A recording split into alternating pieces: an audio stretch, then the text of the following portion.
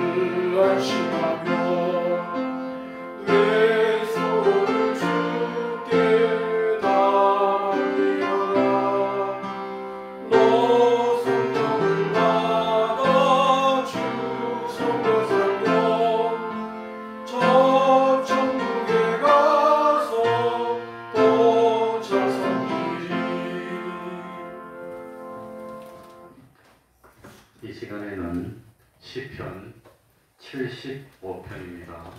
시편 75편을 교독하겠습니다. 구약성경 856쪽이 되겠습니다. 856쪽입니다. 시편 75편입니다.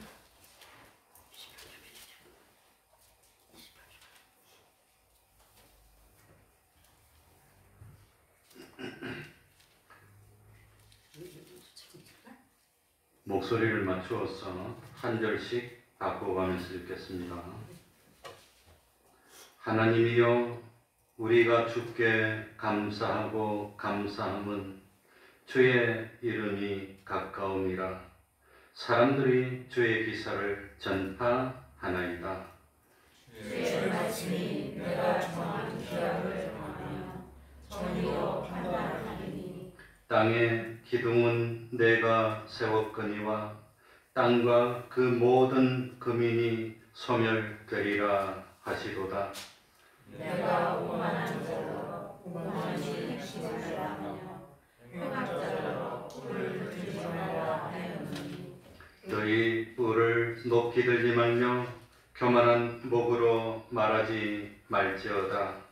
대저 높이는 일이 동에서나 서에서 말미암지 아니하며 땅에서도 말미암지 아니하고 오직 재판장이신 하나님이 이를 낮추시고 저를 높이시느니라. 여호와시는 잔이 있어 술 거품이 일어나는도다. 속에 섞은 것이 가득한 그 잔을 하나님이 쏟아내시나니 실로 그 찌꺼기가 돼도 땅의 모든 악인이 기울여 마시리로다. 나는 야곱의 하나님을 영원히 선포하며 찬양하며 또 악인의 뿔을 다 베고 의인의 뿔은 높이 들리로다. 아멘. 이제 이 시간 예배를 위해서 통성으로 기도드리겠습니다.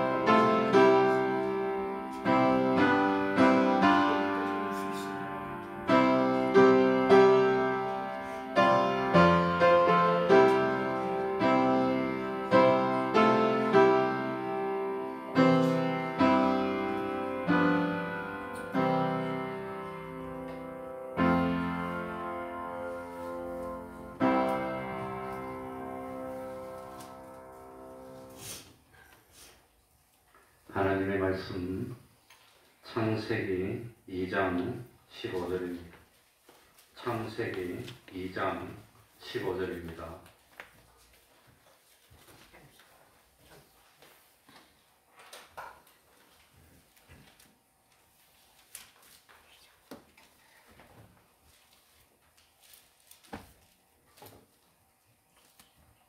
제가 읽겠습니다.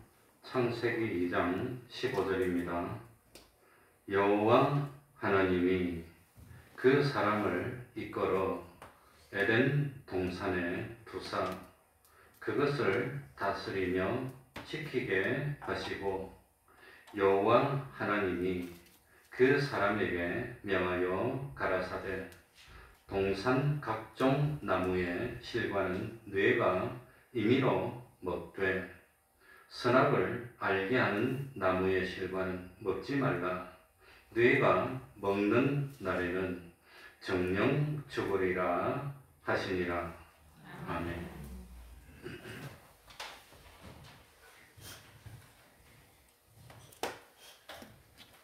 우리 교회 이름이 태평동 교회입니다.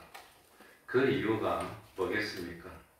이 동네가 이름이 태평동이기 때문에 교회가 위치하고 있는 곳에 지명을 따라서 교회 이름을 태평동 교회라고 정했습니다.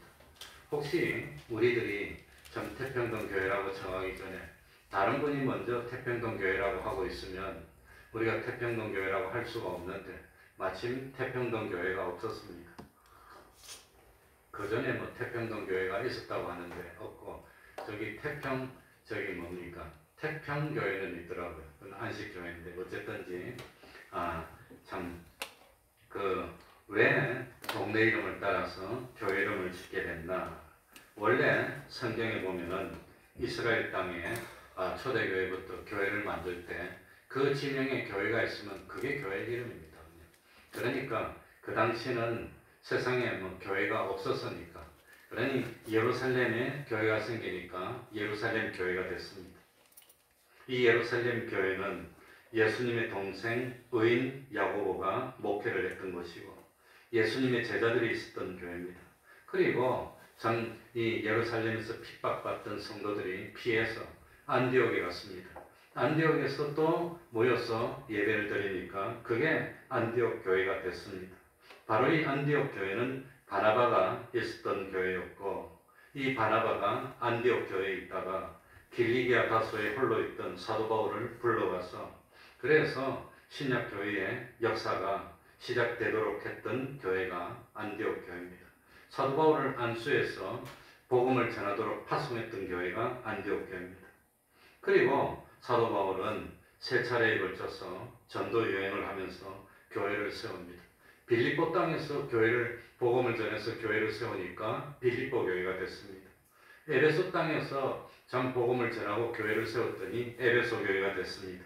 그래서 빌라델피아 지방의 빌라델피아 교회, 라오디게아 지방의 라오디게아 교회, 데살로니가 지방의 데살로니가 교회, 고린도 지방의 고린도 교회 이렇게 지명 이름을 따라서 교회 이름을 정하는 것이 그게 초대교회의 전통이었습니다. 그래서 그 전통에 따라서 우리도 태평동에 태평동 교회가 세게 됐습니다. 혹시 하나님이 은혜를 주시면 뭐 금년이나 아니면 혹시 내년이나 아니면 뭐 못 갈 수도 있고 하나님이 기회를 주면은 일곱 교회를 한번 둘러볼까 그 터키에 있는데 아니면 참 예루살렘을 한번 둘러볼까 그런 기회를 주실지는 잘 모르겠습니다. 오늘은 뭐 참 분위기도 이런데 제가 우리 이 태평동 교회가 생기게 된 그 참 원인이 된 우리 스승이 되는 목사님 배경희 목사님을 한번 소개하는 것이 제자된 도리가 아닌가 그런 생각이 들었습니다. 그래서 뭐 참 그 전에 한번 들으신 분도 뭐 있겠지만 못 들으신 분도 있고 우리 뭐 교단에 대해서 특별히 소개를 제가 많이 안 했는데 오늘은 그 중에서 우리 개인적으로 나의 스승도 되는 그런 배경희 목사님이 어떤 분이었는가를 한번 말씀드리려고 합니다. 이 배경희 목사님은 참 1910년 경남 거창군 주상면 도평리에서 7남매 가운데 차남 둘째로 태어납니다. 그리고 참 도평에 이웃에 있는 웅량에 있는 웅량보통학교 초등학교를 5년까지 다녔답니다. 그리고 뭐 한학을 공부해서 한문 실력이 상당합니다. 원래 그거는 머리가 아주 뛰어났습니다. 그래 아들 중에서 뭐 참 아무튼 뭐 그 아들 중에서 그 참 서울법대를 나오고 연세대 법대 교수 한 분도 있고 그 손녀 한 사람은 그 영국에 옥스퍼드인가 다니면서 그 아마 동양인으로서는 최천지 한국 사람으로는 최천지 1학년 때부터 졸업할 때까지 올 만점을 받았다 그럽니다. 아무튼 뭐 그런 자손이 나온 것 보면은 틀림없이 머리가 좋았던 모양입니다. 그리고 농촌에서 그러니까 거창에서 살아다가 16살 때 외전 때입니다. 그 일본으로 가서 3년 동안 여기저기 다니면서 여러 가지 일을 하고 경험을 해보고 다양한 기술을 익히고 난 뒤에 다시 귀국해서 고향 거창으로 돌아옵니다. 그래가지고 거창으로 돌아와서 전 그 당시 돈벌이가 제일 잘 됐던 게 양조장입니다. 우리 장인도 뭐 목포에서 양조장 했다는 소리를 내가 들은 것 같은데 맞는지는 모르겠습니다. 어쨌든지 이 배경희 목사님도 양조장을 차려가지고 엄청난 돈을 법니다. 그리고 안정된 생활을 하고 있었습니다. 1934년도 그러니까 배경희 목사님이 25살쯤 되었을 때 어떤 전도사가 지나가면서 이 전도를 하고 자기 동네 지나갔는데 그때만 하더라도 1930몇 년도니까 기독교가 그렇게 다 많이 퍼지지는 않았을 때입니다. 그 전도사 이름이 고운서라고 하는 분인데 근데 자기 동네 와서 집집마다 예수 믿으라고 하고 양조장에는 전도 안 하고 싹 건너뛰어서 가더랍니다. 술집이니까 뭐 이제 전도를 안 했겠지. 그러니까 백 목사님이 욕심이 많은 사람인데 화가 나가지고 왜 불러놓고 당신 다 전도하면서 나한테는 전도 안 하냐고 끌고 와서 나한테 전도해라고 시켰답니다. 그래가지고 백 목사님한테 전도하는데 그러지 말고 오늘 밤에 우리 양조장에서 부흥회를 한번 해라고 그랬답니다. 그래가지고 그날 저녁에 부흥회를 자기 집에 양조장에서 했는데 그때는 아마도 큰 감동을 받지 못했던 모양입니다. 그래서 그냥 그렇게 지나가고 끝났습니다. 그러다가 얼마간 시간이 지나고 난 뒤에 황복이라고 하는 장로님이 설교를 하는데 그 설교를 듣고 감동이 되어서 예수를 믿기 시작했는데 황복이 장로님이 무슨 설교를 했느냐면은 세상이 저절로 생긴 게 아니라 그럼 누가 만들었습니까? 뭐 어떤 사람이 만든 것도 아니고 그럼 세상이 어떻게 생겼습니까? 하나님이 계셨는데 하나님이 창조해서 세상이 생겼다는 설교를 처음 들었답니다. 그러고 충격을 받았답니다. 아, 세상이 저절로 생겼나?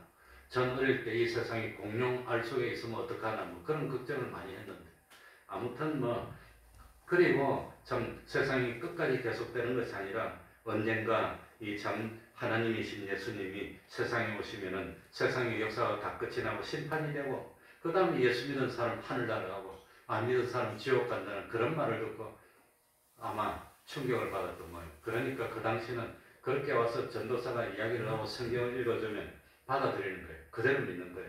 그래가지고 그렇다면 내가 예수를 믿어야지. 예수를 안 믿고 지옥 갈 수는 없지. 그래가지고 예수를 믿었는데 예수를 믿고 보니까 이 옛날 선비 사상이나 아마 뭐 그런 어떤 뭐 그런 사상이 있어가지고 이왕 예수를 믿는다면 철저하게 믿어야지. 그러니까 예수 믿으면 술도 끊고 담배도 끊어야 된다고 그렇게 가르쳤더니 그래서 예수 믿은 지 4일 만에 술, 담배를 끊었답니다. 그러고 양조장 하면서 돈을 많이 벌었는데 고민을 하다가 예수 믿고 17일 만에 양조장을 팔고 없앴답니다. 예수 믿는데 그런데 내가 양조장에서 돈 벌 수 없어. 그래가지고 그 당시 그 동네에서 제일 돈이 많은 부자였는데 이거 죄짓고 번 돈인데 이까짓 거 이거 내 가지고 복 못 받는다. 그래가지고 재산 거의 대부분을 성소공에 기증해서 그래가지고 우리 총공이가 성소공이하고 지금 몰라도 그때 그렇게 가까웠습니다. 아마 큰 돈을 아마 기부했던 모양입니다. 재산이 많았으니까. 그러니까 성소공의 사람들이 우리 그 교단에 제일 시발이 된 교회가 부산 서북교회인데 서북교회 성소공에 맨날 왔어요. 어릴 때, 내 다닐 때. 사이가 좋았습니다. 그래가지고 뭡니까 양조장도 다 없애고 그 다음에 양조장 하면서 남한테 물건 주고 돈 못 받아서 빚 많이 가지고 있었는데 빚 문서를 다 불러 태워버렸답니다.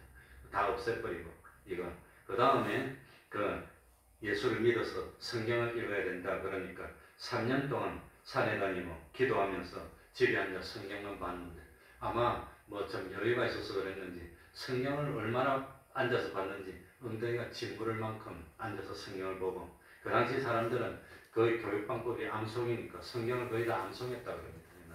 머리가 좋으니까 성경을 거의 다 암송했답니다. 그냥 창세기부터 계시록까지 떨고 외우고 그래가지고 우리가 어릴 때는 로마서 전부 다 암송다 하는 그런 식으로 했는데 지금은 그렇게 암송을 많이 안 하니까 못하는데 그 당시는 그렇게 암송을 많이 했습니다. 암송하고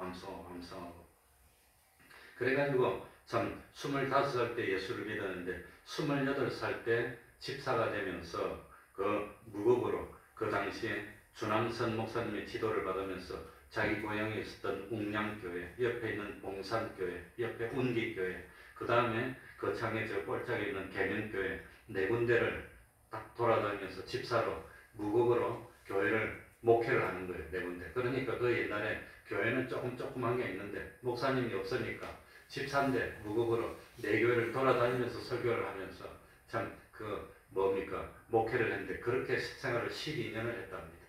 12년 하고 난 뒤에 아무래도 전함수 목사님이 와서 이런 식으로 해가지고 복 못 받아라 자네. 그러니까 이제는 유급 목사로 그러니까 뭐가 싫었냐면 교회 코를 깨고 목을 깨는 게 싫었다는 겁니다. 그러니까 양조장 안 해도 자기는 먹고 살 수 있으니까 월급을 안 받고 다른 데서 먹고 살고 설교를 하니까 큰 소리 치고 목회하는 거예요. 근데 그래 해가지고 너 복 못 받아 목회자 아니야 그거는. 그래서 뭡니까? 그 하던 일 다 정리하고 교회에서 주는 생활비 그것만 갖고 생활하게 시작해서 그게 40살 때 그렇게 했답니다.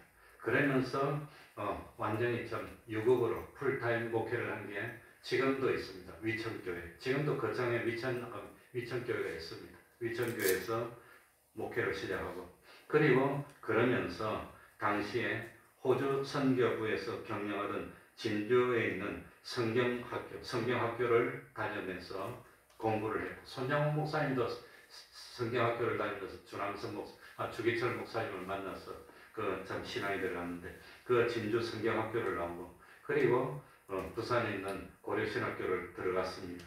그러니까 고려신학교를 들어갈 때 벌써 나이가 제법 들었어요. 들어서 들어가가지고 아무튼 1954년 6월달에 고려신학교 8회 졸업생. 그 당시는 신학대학이 아니고 신학교를 한 이유가 고등학교를 졸업하고 대학으로 온 사람은 신학대학교고 고등학교를 제대로 공부를 못하고 그냥 공부해서 목사 되는 사람은 그냥 신학원입니다. 그러니까 제대로 배운 사람이 공부하는 거 따로 있고 못 배운 사람이 공부하는 거 따로 있고 그래가지고 목사가 됐어요. 옛날에는 목사가 없을 때니까 그런 식으로 가르쳐서 그 다음에 안수해가지고 목사를 길러냈답니다. 그래가지고 참 아무튼 신학교를 나왔고 그리고 1952년 그 6.25중 때 그 43세 때 부산에 있는 서북교회 그 제가 태어날 때부터 다니던 교회입니다.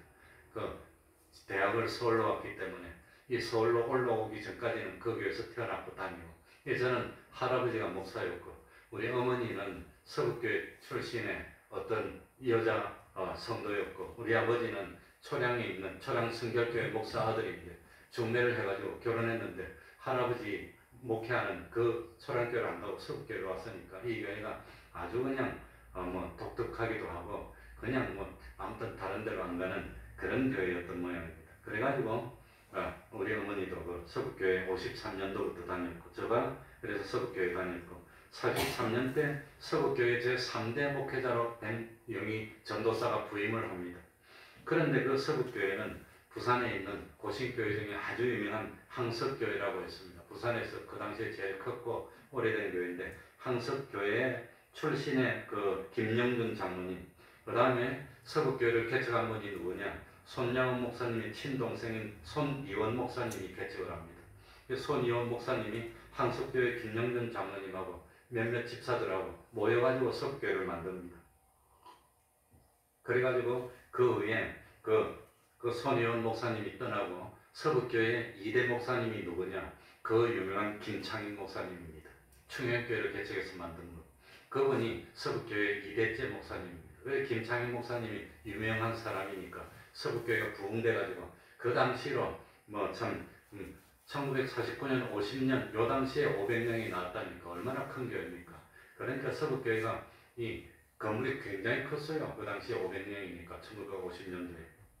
그래가지고 부흥되다가 교회 분란이 생겨가지고 그래가지고 대부분의 사람들이 동일교회로 나갑니다. 동일교회는 부산 구덕터널 입구에 있는데 지금도 그 자리에 교회가 있습니다. 동일교회로 나가고 한 50명 남았는데 그때 주남선 목사님, 박윤선 목사님, 한상동 목사님 같은 분들이 배경이 전도사 보고 당신이 서북교회 가서 맡아라 해서 서북교회 3대 목회자가 배경이 목사님입니다. 그리고 김창인 목사님은 서북교회에서 분란이 생겨서 나오고 서울로 올라와서 개척한 교회가 충현교회입니다.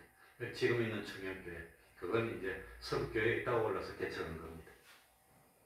그래서 1952년도부터 부산 서북교회 배경희 목사가 시작이 된 겁니다. 그래가지고 배경희 목사님이 부산 서북교회 처음 목회할 때 작년 한 50명 나왔습니다. 그러다가 1989년도 순교할 당시에는 그 89년도 당시에 작년 출석교회만 한 5,000명, 그 다음 청년부가 한 2,000명, 주일학생이 한 13,000명 나오는 그런 교회가 됐고 서북교회를 통해서 개척한 교회가 한 140개 정도 개척을 해서 그래가지고 우리 총공회가 됐습니다. 그러니까 이 참 그렇게 해서 우리 교단이 만들어졌고 그리고 이 배경희 목사님은 예수를 처음 믿을 때 어떻게 했냐 하나님께 기도를 해야 되는데 이 옛날 사람들이 좀 그런 어떤 모기가 있었던 것 같아요. 기도를 하는데 편하게 앉아서 기도하면은 잘못하면 엉뚱한 생각하고 기도하다가 졸기도 하고 그러니까 기도하면은 산에 가가지고 그 바위가 많은데 바위 끄트머리 절벽이 아슬아슬한데 요런 데 딱 앉아서 기도해요. 그래서 저도 어릴 때 기도하는데 따라가 본 적이 있는데 저 부산의 동래구 금정산에 가면은 그 금정산에 가서 기도를 했는데 금정산 가면 큰 바위가 있어요. 100명 바위, 70명 바위, 100명이 올라가는 바위, 70명이 올라가는 바위 그런 바위가 있는데 그런 데 꼭대기 딱 가서 딱 떨어지면 죽는데 그런 데 가서 아슬아슬 앉아서 기도를 하는 거예요. 왜 그럽니까 하니까 하나님께 기도하는데 어떻게 편하게 기도하냐. 그런 데 가서 무릎을 딱 꿇고 기도하면 밤새 꼴깍 하는 거예요. 그냥. 그러면서 정신 바짝 안 차리면 죽으니까 정신 바짝 차리고 막 기도를 하는 겁니다. 그리고 참 뭡니까 또 기도를 할 때 어떻게 하냐 하면은 옛날에 산에 가서 기도를 많이 하는데 산에 갈 때 뭡니까 이 햇빛을 보자기 하나 가지고 그다음 도시락 하나 싸고 오후에 참 한 서너 시 되면 산으로 들어갑니다. 그래가지고 깜깜해서 안 볼 때까지 들어가는 거예요. 그 깜깜해지면 이제 못 나와요 산에서. 그 옛날에 산이 얼마나 우거집니까? 못 나올 때까지 들어가가지고 그래가지고 어디 가서 바위 같은 데 올라가면 그런 데 딱 가서 딱 뒤집어쓰고 밤새도록 기도를 하는 겁니다. 그래서 우리 교단은 그런 전통이 있어서 목회자들도 산에 가서 기도를 많이 했는데 그 제자되는 어떤 목사님 중에서 아마 기도에 좀 능력이 있던 분들은 산에 올라서 기도하는데 뭐 목사님이 이걸 말하니까 진짜겠지. 얼마나 안 움직이고 기도를 했는데 새들이 앉는데 이런데 사람이면 냄새도 나고 안 앉을 건데 꼼짝도 안 하고 기도를 했던 모양입니다. 그러니까 그만큼 아무튼 뭐 기도하면은 열심히 기도하고 밤새도록 기도하고 그 다음에 새벽에 공이 팍 하면 나오는 겁니다. 그런 식으로 기도하면서 신앙생활을 했으니까 어려워도 이기고 참고 견디고 그랬겠죠. 그리고 이 일제시대 때 그 참 그러니까 42년도 뭐 그 전에 위산에서 일제시대 때 집사로 있고 이러면서 목회를 했으니까 그 신사참배를 그때 많이 강요했습니다. 그 신사참배를 강요할 때 우리 할아버지는 만주로 갔어요. 그래 신사참배를 안 했어요. 그러니까 신사참배 안 하는 방법 중에 하나가 뭐냐 떠나버리는 겁니다. 왜 만주 가가지고 그 다음에 해방되고 들어왔어요. 그런데 이 배경희 목사님 같은 분은 일본 고등교회 형사가 와가지고 6년을 괴롭혀도 신사참배를 끝까지 안 했답니다. 끝까지 안 하고 견디고 이겼고 그랬다고 합니다.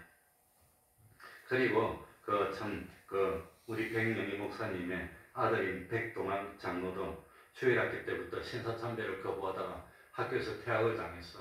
그래 초등학교 다니다가 퇴학을 당하고 그 다음에 아마 머리가 뛰어나서 그런지 참 뒤에 대구에 있는 개성중학교로 월반해서 옛날에는 그 당시에는 중학교도 아마 대부분 시험 쳐서 들어갔는데 시험 쳐서 합격하니까 넣어주니까 들어가서 그래가지고 진학해서 아무튼 참 연세대 법대 교수를 지냈습니다.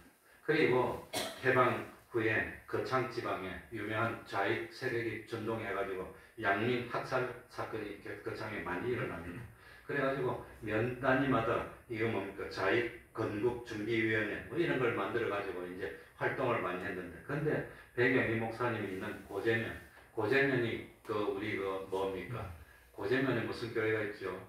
계명교회가 고재면에 있습니다. 계명교회 거기에 있었는데 백영희 목사님이 있는 고재면은 백영희 목사님이 그 마을 유지니까 건국준비위원회를 못 만들었답니다. 백 목사님 반대해가지고 그러니까 못 만들었는데 그러니까 이 공비들이나 좌익들이 백영희 목사님을 그렇게 미워했어요. 그렇게 미워했는데 한 번은 토벌대라고 와가지고 백영희 목사님을 잡아서 좁혔는데 아마 사도 바울처럼 쓰러졌어. 의식이 없고 쓰러지니까 죽은 줄 알고 내버리고 갔는데 안 죽었어. 살아났어. 그러는데 또 다니니까 아무튼 그 사람들이 백영희 목사님을 죽이려고 아마 다 미리 조사해서 그 6.25가 터지고 난 뒤에 공비들이 대대군들이 또 내려왔는데 백영희 목사님을 죽이려고 왔는데 이름을 백영희라고 적어봤대. 여자 이름입니다. 백영희입니다. 희. 그래 여자 이름이니까 잘못 적고 백영기라고 적어왔어. 기억자 기. 그래가지고 백영기를 찾으니까 없는 거예요. 그래가지고 백 목사님 안 죽고 살아났다 그럽니다. 백영기를. 아무튼 그는 참 재밌는 이야기가 있습니다.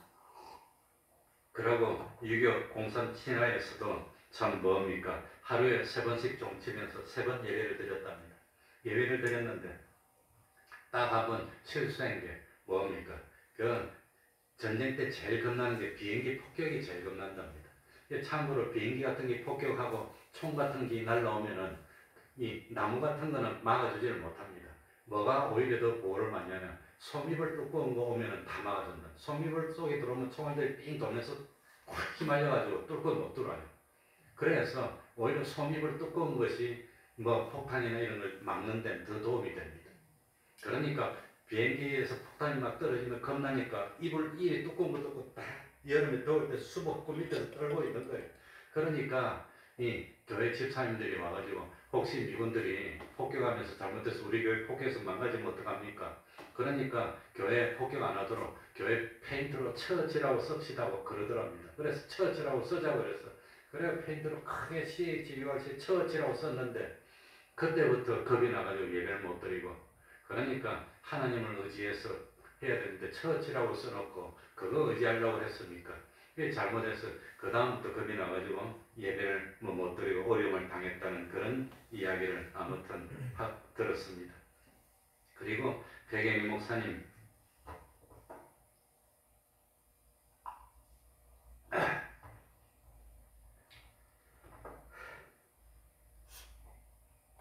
제자들 중에서 인문군에게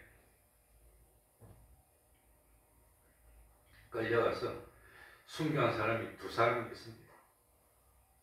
저도 얼마 전에 거창에 가서 그 묘지를 다 보고 왔습니다. 한 사람은 네가 얼마나 예수를 잘 믿나 보자고 칼로 찔러서 배를 도려내서 너는 속에 뭐가 들었는데 이를 지키냐고 드러내갖고 죽은 사람이 있는데 그분이 변판원인데 그분 묘지에 갔다 왔고 그분 가족들이 아직도 우리 그 교단에 남아있고 교회를 다니고 있습니다. 그리고 한 사람은 주일날 일시키는 거, 주일 일 안 한다고 일시키는 걸 거절하다가 죽었는데 이분은 박희천 전도사인데 이 박희천 전도사님은 저 뭡니까 경기도 양지 가면은 그 영락교에서 세운 순교자 기념관이 있습니다. 예전에 우리가 한번 가본 것 같은데 그 기념관에 가면 박희천 이름이 나오더라고요. 변판하는 잘 모르는 것 같은데 아무튼 박희천은 나오고 있습니다. 아무튼 그래서 참 그런 일화도 있고 우리 또 교단은 국기 배례를 거부한 걸로도 유명합니다. 국기에 대해서 경외할 수가 없으니까 어떻게 하나님만에게만 참 절을 하고 경배를 해야 되는데 국기에 대해서 경배할 수 없다. 그걸 반대해가지고 그래가지고 참 어려움을 많이 당했고 요즘도 참 용감한 사람들은 군대 가가지고 또 이 뭡니까 국기에 대해서 경계를 안 해가지고 그래가지고 참 어려움을 많이 당한 근데 무사히 제대도 다 하고 뭐 군인들이 그냥 나아지고 아마 그랬습니다. 그랬는데 그래가지고 그게 이제 참 사건이 됐습니다. 사건이 돼가지고 그래가지고 우리가 당시에 손장원 목사님에게 이야기하고 손장원 목사님하고 우리 백영 목사님하고 아주 친합니다. 아주 친분이 깊습니다.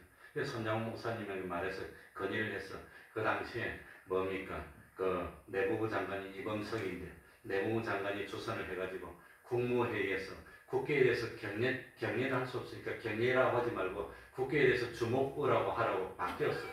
그래가지고 국무회의에서 의결을 했는데 그 의결을 한 국무회의 의결 회의 내용은 나도 복사해서 가지고 있습니다. 국무회의 몇월 며칠날 몇 차에 일이 모여서 국회에 대해 경례를 주목으로 바꾼다.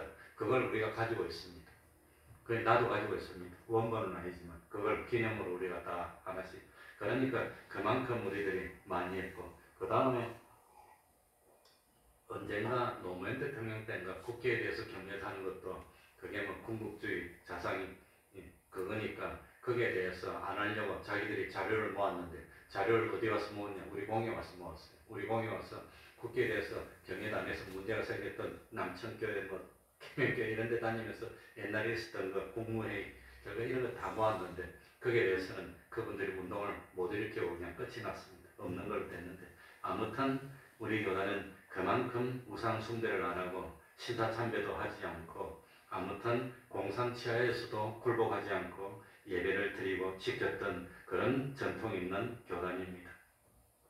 그리고 5.16 당시에 그때 집회금지령이 내렸을 때도 예배를 한 번도 양보 안 하고 다 드렸다고 합니다.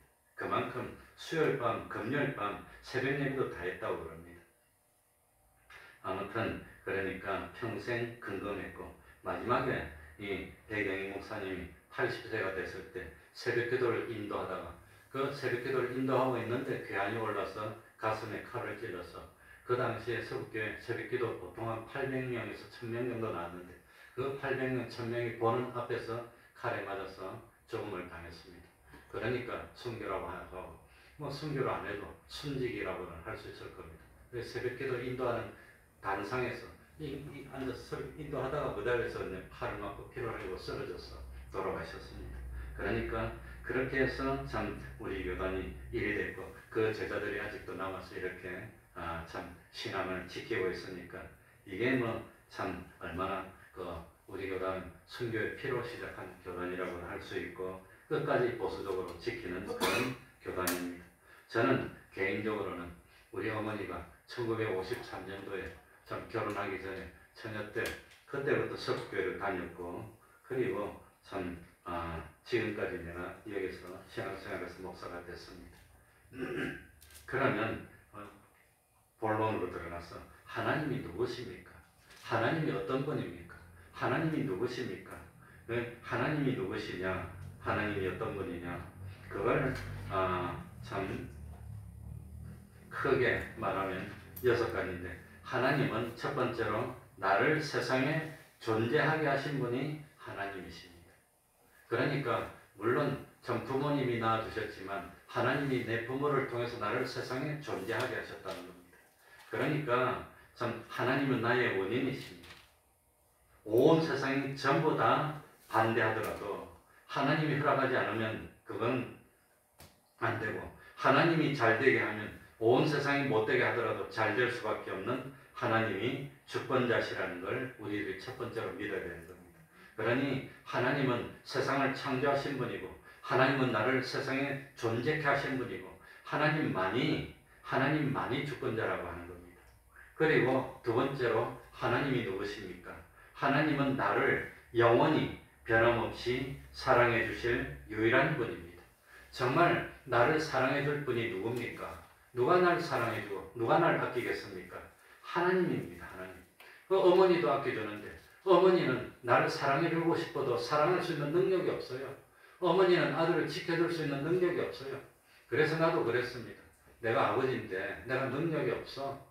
만약에 내가 능력이 있으면 내가 공부하고 싶을 만큼 공부하고 마음대로 직장도 일하고 싶은 만큼 고르고 그렇게 해라고 할 수 있지만 나한테 그런 능력이 없어. 그러니 나를 정말로 영원히 변함없이 사랑해서 영원토록 함께 해주실 수 있는 분은 하나님밖에 없다는 겁니다. 그걸 믿어야 됩니다. 그러니까 참 어떤 존재도 이런 사랑을 가지지 못하고 사랑하고 싶어도 사랑해서 참 잘되게 해줄 수 있는 능력이 없어요. 하나님만이 영원토록 변함없이 사랑해 줍니다. 세 번째로 하나님이 누구십니까? 나를 영원토록 보호해 주시고 지켜주실 수 있는 분도 하나님밖에 없습니다. 하나님이 안 지켜주는데 너 어떻게 삽니까? 하나님이 지켜주니까 살지. 그래 저도 뭐 나이가 그렇게 많지는 않지만 이 나이가 되도록 큰 수술 한 번 한 적도 없고 크게 교통사고도 난 것도 없고 무슨 강도를 당하지도 않고 어떤 흉악한 일도 당하지 않고 그래도 무난하게 살도록 해주신 것이 하나님이 아닐까. 그러니 참 어릴 때 목사가 되려고 결심을 했고 그 결심이 변하지는 않았는데 막바로 목사가 될까요? 사회경험을 할까요? 우리 교단은 대부분 사회경험을 해라 그럽니다. 그래서 사람들이 살기 얼마나 힘든지 겪어보고 그 다음에 목회를 나오라 그럽니다. 그래가지고 참 사회경험을 하고 목회를 나왔는데 그런데 참 목회를 나와서 참 어렵기는 했지만 지금까지 그래도 밥 굶은 적은 없습니다. 뭐 아이들 학비를 못 보내고 학교를 못 다니고 중단하고 그런 건 없습니다. 그런데 나보다 10년, 20년 위에 있는 선배 목사님, 우리 교단에 있는 목사님들 옛날에 얼마나 고생을 많이 했는지 아들들이 처음부터 끝까지 학교를 못 다녔어요. 그래서 제가 전도사 할 때 있던 그 청량교회 전도사로 있을 때 목사님이 송영선 목사님인데 이번은 머리가 좋아요. 학교도 뭐 연세대학 나왔는지 뭐 그렇고 그러고 뭐 행정고시도 합격해서 고시가 돼서 편하게 살 수도 있었지만 그거 다 포기하고 목회를 나왔어. 목회를 나와가지고 뭐 지방에서 시골에서 목회를 했는데 시골에 교회가 형편이 안 되니까 아이들 공부를 못 시키는 겁니다. 웬만하면 중학교까지는 시골에 다니는데 고등학교는 없으면 유학 보내야 돼. 그래서 집에서 고등학교를 못 보내는 겁니다. 그런데 목사가 돈이 없으니까 고등학교를 못 보내서 그래가지고 고등학교를 못 보내면 쉬라 그러니까 아들이 팡팡 울더래요. 막 울어도 쉬었어. 그렇게 아들을 길렀는데 아들이 하나가 둘이가 의사가 되고 하나는 지금 교장 선생님 하고 있고 아무튼 하나는 목사가 됐고 그렇습니다. 그러니까 그렇게 어려움을 당했지만 그래도 결국은 아무튼 늦게 공부하더라도 이리 공부하고 저리 공부하고 하나님이 복받게 만들어주고 끝까지 나를 보호해주신 분은 하나님밖에 없구나. 하나님밖에. 그러니까 하나님이 보호해 주시는데 하나님이 보호하심을 우리들이 능력을 힘입어야 되는데 안 믿으면 보호를 못 받아요. 하나님이 날 지켜주시오. 그걸 믿어야 되는데 하나님이 못 지켜줄까 봐 벌벌 떨면서 불신 행동을 하면 하나님이 못 지켜주는 겁니다. 그게 문제입니다. 그러니까 참 하나님이 지켜주신다는 걸 정말로 믿으면 지켜주는데 다니엘처럼 사자굴에 들어갈 건정 나는 믿음을 버리지 않습니다. 이렇게 하면 되는데 그런데 포기해버리고 양보해버리고 이러니까 하나님이 보호하는 그런 기적을 체험을 못한다고 하는 겁니다. 그리고 네 번째, 나를 장성하게 하나님이 누구십니까? 나를 장성하게 길러주시는 분도 하나님밖에 없습니다. 세상에는 길러주는 것 같아도 세상이 길러주지 않습니다. 그리고 마지막 다섯 번째, 내가 구원을 이루고 세상에 사는데 필요한 모든 것을 아무런 대가 없이 은혜로 주시는 분도 누구밖에 없습니다. 하나님밖에 없어. 참 내가 세상에 사는데 제일 먼저 필요한 게 뭡니까? 공기를 마셔야 되는데 이 공기 돈 주고 사서 마시라면 못 살 거예요. 다 죽을 거예요. 돈이 어디 있어? 이 공기 안 먹으면 죽는데 공기 1리터에 100만 원이라면 어쩔 겁니까? 안 살 겁니까? 그런데 그 공기 그냥 줍니다. 물 안 마시고 어떻게 삽니까? 우리 대한민국처럼 복받은 나라가 없어요. 물이 얼마나 맑고 좋은지 동남아나 아프리카 같은 데 가면 물 못 먹어요. 그 석회질이 물속에 섞여서 먹으면 다 설산하고 배탈 나고 동남아에 못 사는 사람들 이빨이 제대로 있는 사람이 없어. 왜? 석회질 물 먹어갖고 이빨이 다 썩어서 막 날이 앉아버려요. 그러니까 그런 데 있는 사람도 돈 좀 있으면 물 그냥 안 먹고 물을 여과기로 걸러가지고 석회질을 다 빼낸 물 먹고 그거 먹으면 괜찮아. 이빨이 괜찮아요. 옷도 괜찮고. 그런데 돈 좀 있으면 물 다 걸른 거 먹는데 돈 없는 사람들은 그냥 물 사 먹으면 나이가 한 30만 돼도 그냥 이빨이 그냥 시꺼멓게 다 먹어버려요. 우리 대한민국 얼마나 공기도 맑고 공기 요즘 좀 문제가 있더라고요. 얼마나 물도 맑고 좋습니까? 어쨌든지. 그러니까 참 이 하나님이 대가 없이 베풀어 주신 것을 은혜인데 이 하나님의 은혜를 받을 수 있는 방법이 뭐지요? 믿음입니다. 믿음. 뭐지요? 믿음. 우리가 믿음 생활하는 것은 은혜의 대가가 아닙니다. 하나님의 은혜는 너무 가치가 크기 때문에 대가를 지불할 수가 없어요. 그러니까 돈 주고 살 수가 없어요. 믿음은 대가가 아닙니다. 믿음은 하나님의 은혜를 받을 때 하나님이 누구한테 줄까 보자. 그렇게 이 사람 믿네? 믿는 사람 주는. 그러니까 하나님의 은혜를 받는 통로고 길이 믿음이지. 내가 믿으니까 하나님이 그 믿음이 대가가 못 됩니다. 그냥 받을 수 있는 통로라고 하는 겁니다. 그런데 이런 하나님하고 멀어져야 됩니까? 가까워져야 됩니까? 하나님하고 가까워지는 것이 그게 축복입니다. 하나님하고 멀어지면 그건 실패입니다. 그런데 이런 하나님하고 가까워지려면 5가지를 지켜야 됩니다. 몇 가지를 지켜야 돼요? 5가지. 그 5가지가 어디 나오느냐? 오늘 읽은 창세기 2장 15절부터 17까지 나온 게 5가지라고 하는 겁니다. 5가지. 그 첫 번째는 뭐냐? 15절에 보면 여호와 하나님이 그 사람을 이끌어 어디에 두사? 에덴 동산에. 그러니까 하나님이 나를 이끌어서 두었다는 겁니다. 거기가 에덴 동산입니다. 그래서 첫 번째 5가지 첫 번째 나의 현실은 하나님이 나를 이끌어서 두신 에덴 동산이라는 겁니다. 나의 현실은. 그러니까 내 현실은 내가 보기에 어떤 현실이라 할지라도 하나님이 이끌어서 나를 두신 곳이 그곳이 에덴 동산이야. 그러니까 내 현실 하나님이 주셨으니까 불평하지 말고 원망하지 말라는 겁니다. 이거는 내 현실이야. 그러니까 이 현실은 내가 잘 몰라서 그렇지 내가 구원 이루기에 제일 좋은 현실입니다. 이 현실이 왜 이리 힘듭니까? 고치라고. 현실이 왜 이리 어렵습니까? 옛사람 때문에 어려워. 옛사람 때문에 믿음 생활 잘 못하려고 하다 보니까 어려운 거지. 그러니까 첫 번째 내 현실은 하나님이 나에게 주신 에덴 동산입니다. 그러니까 원망하지 말고 불평하지 말고 나는 왜 돈도 이거밖에 없습니까? 우리 아버지 왜 돈도 많이 없어서 나한테 유산도 못 줍니까? 그런 거 하면 됩니까? 안 됩니까? 그러지 말라는 거예요. 하나님이 주신 게 에덴 동산입니다. 두 번째는 이 현실을 뭐 해야 돼요? 다스리고 15절에 보죠.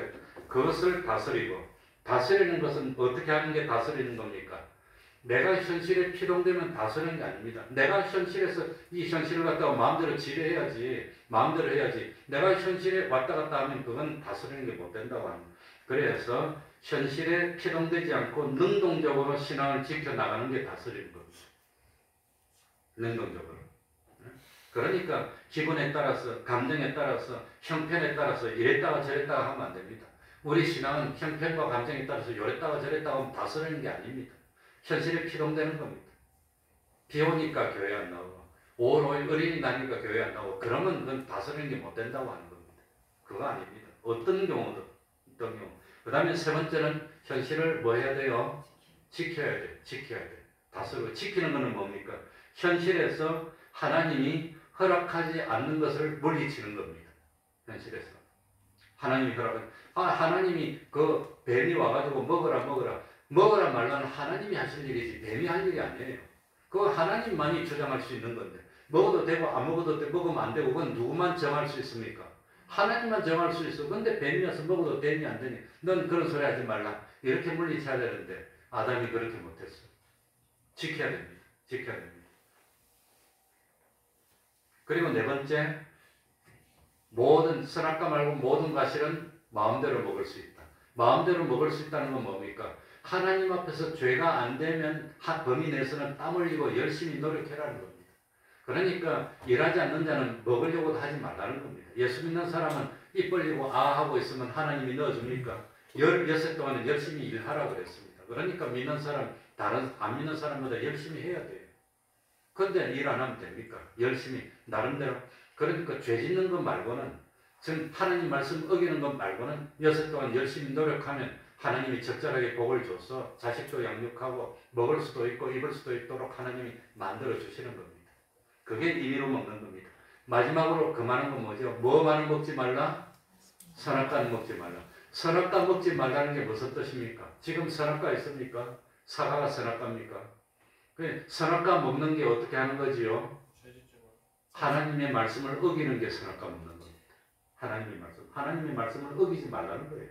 어떤 경우도 말씀을 어기지 말라. 그러니까 이 세상에 하나님의 말씀을 어기고라도 가져야 할 것이 있다면 다른 건 다 괜찮은데 이건 하나님의 말씀을 어기더라도 요것만은 양보 못하겠다면 그게 선악과입니다. 그거 하면 안 되는 겁니다. 하나님의 말씀을 어기고서라도 해야 되는 것은 세상에 없는 겁니다. 그래서 현실에서 요거 5가지. 나의 현실은 하나님 나에게 주신 뭐라고요? 에덴 동산입니다. 그리고 이 현실을 뭐하고? 다스리고. 세 번째는 지키고.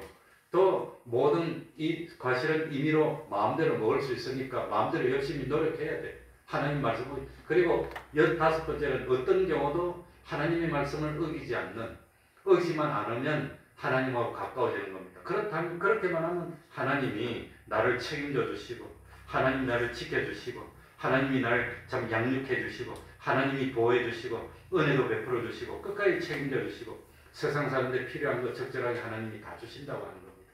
그러니 이런 믿음을 정말로 가졌던 분 중에 대표적인 분이 누구냐?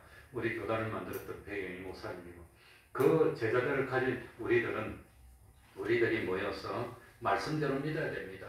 세상 뭘 하더라도 다른 사람 뭘 하더라도 우리는 우리 갈 길을 가야 됩니다. 그래서 참 하나님 말씀대로 믿으려고 해서 모인 교단이 우리 교단이고 저는 양심을 걸고 이 지구상에서 우리 교단이 제일 옳습니다. 정말 바로 믿으려고 합니다.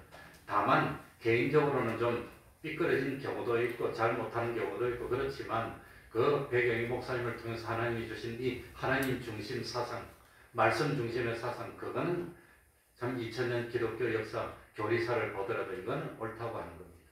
그러니까 이 신앙을 가지면 어디서 뭘 하더라도 결국은 하나님이 복을 주시고 참 부족함이 없게 되고 나보다 자손이 잘 되게 해주신다고 저는 믿습니다. 믿습니까? 기도하겠습니다. 하나님 아버지, 하나님만이 주권자십니다. 하나님만이 심판주이십니다. 하나님만 기쁘시게 하면은 모든 일을 다 해결됩니다. 언제든지 하나님 중심, 하나님 우리에게 주신 그 말씀 중심으로만 살고 생활하여서 나중에 동일한 말씀으로 참 불사른다고 했습니다. 동일한 말씀으로 심판하실 겁니다. 그러니 우리가 세상 살면서 어떤 어려운 현실, 좋은 현실이 있더라도 이 현실은 하나님이 나를 이끌어서 두신 에덴 동산입니다. 이걸 다스리고 지키고 여기서 하나님이 허용하는 것은 마음껏 해서 참 돈도 벌고 자녀도 양육하고 참 교제도 하고 쉬기도 하고 마음대로 하고 다만 하나님의 말씀을 의는 것은 어떤 경우도 하지 않아서 하나님과 동행하며 썩을 것을 심어서 썩지 아니할 신령한 것을 참 거두는 이런 구원의 길을 갈 수 있는 저희들이 되게 하여 주옵소서. 우리 태평동교회 육신의 눈으로 보면 연약하게 보이고 보잘것없는 것으로 보일지 모르지만 믿음의 눈으로 보면 이건 뭐 참 세상을 이길 수 있는 세상이 감당 못하는 그런 믿음의 거대한 교회가 될 줄 압니다. 하나님 아버지, 우리들의 믿음이 참 세상의 복의 근원되는 그루터기 믿음, 그 믿음 될 수 있도록 하여 주시고 하나님 이 땅을 보실 때 저 태평동에 보니 믿음의 의미 있으니 이 나라 복줘야 되겠다고 할 수 있는 참 너희들이 저 태평동에서 욥과 같은 신앙을 가진 우리 태평동교회 집사님들을 받느냐고 칭찬할 수 있는 그런 믿음을 가지는 저희들이 다 될 수 있도록 은혜 베풀어 주시옵소서. 예수님 이름으로 기도하옵나이다. 아멘.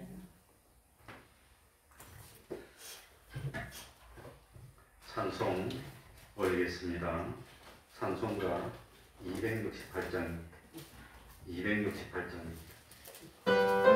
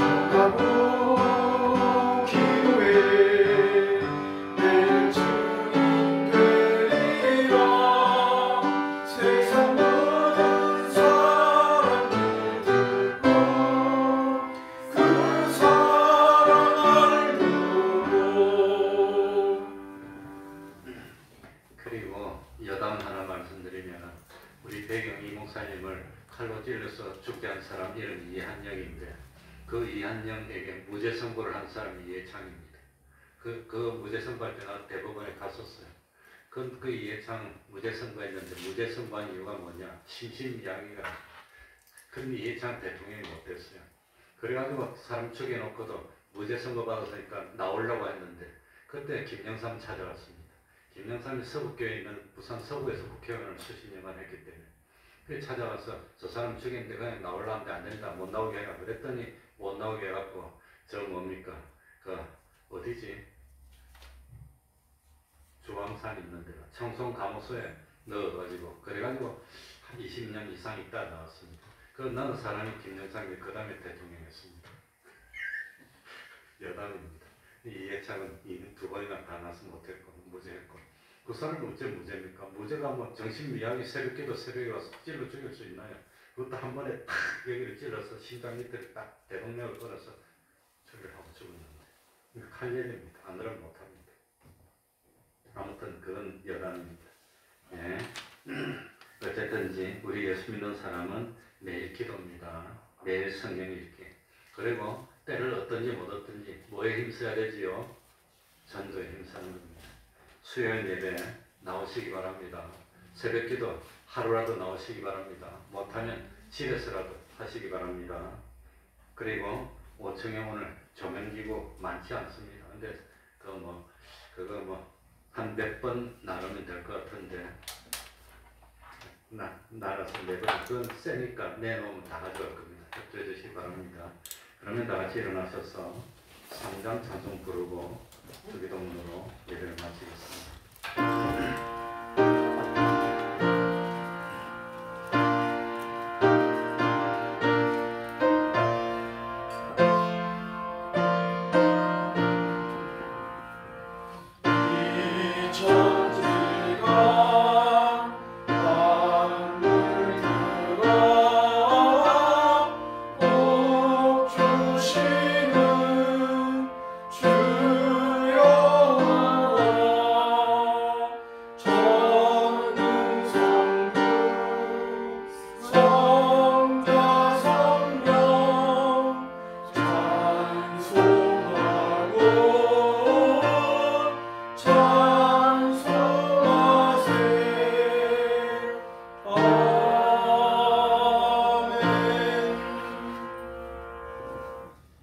하늘에 계신 우리 아버지여, 이름이 거룩히 여김을 받으시오며 나라의 임하옵시며 뜻이 하늘에서 이룬 것 같이 땅에서도 이루어지이다. 오늘날 우리에게 일용할 양식을 주옵시고 우리가 우리에게 죄 지은 자를 사하여 준 것 같이 우리 죄를 사하여 주옵시고 우리를 시험에 들게 하지 마옵시고 다만 악에서 구하옵소서. 내게 나라와 권세와 영광이 아버지께 영원히 있사옵나이다. 아멘.